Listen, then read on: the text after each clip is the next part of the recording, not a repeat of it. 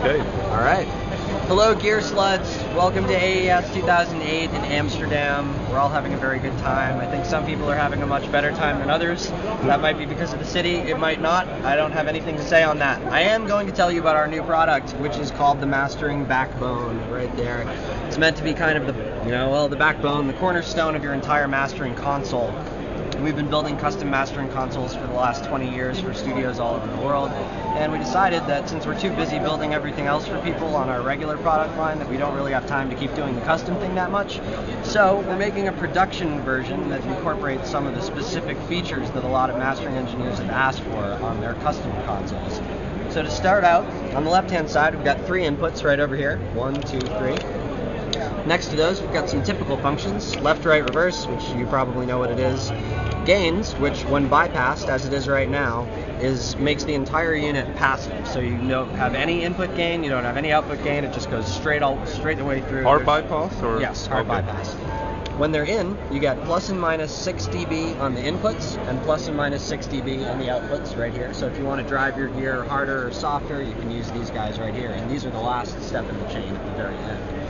Underneath gains, we've got this one right here, which reverses the polarity of the left and the right channels. Yep.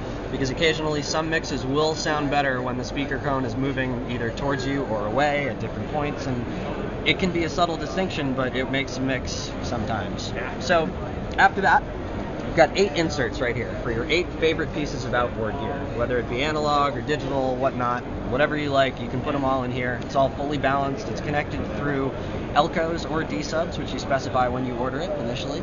So we've got our Mu, our Massive Passive, our Mini Massive, and our Slam hooked up right now as a display for our rack, so people can basically hear each of these individually or in series. Now there's a couple of special things about these inserts. Inserts 2 and 3 can both be operated rather than in traditional left and right mode like you normally would. For example, we've got the Massive Passive on insert 2. So instead of this being the left channel and the right channel, when you select it and you hit sum difference right there, you get your sum and your difference. So you can independently process, whether it be an equalizer or a limiter or anything like that, you can process your mid and your sides independently of one another, and you can blend between the two with this switch right here.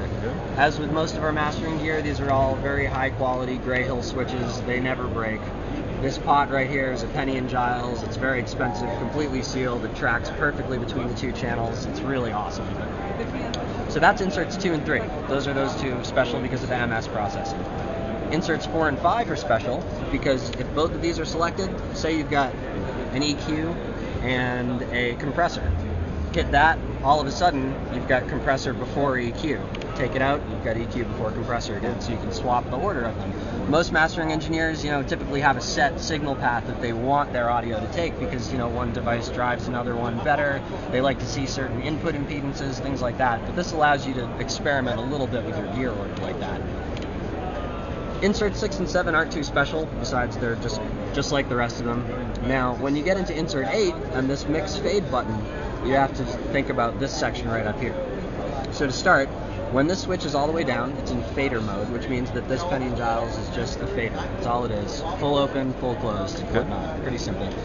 You go into mix mode, and you hit this button, and all of a sudden what you've got is the ability to do parallel compression or parallel equalization or mix in a tiny little bit of convolution reverb or whatever you have on insert 8.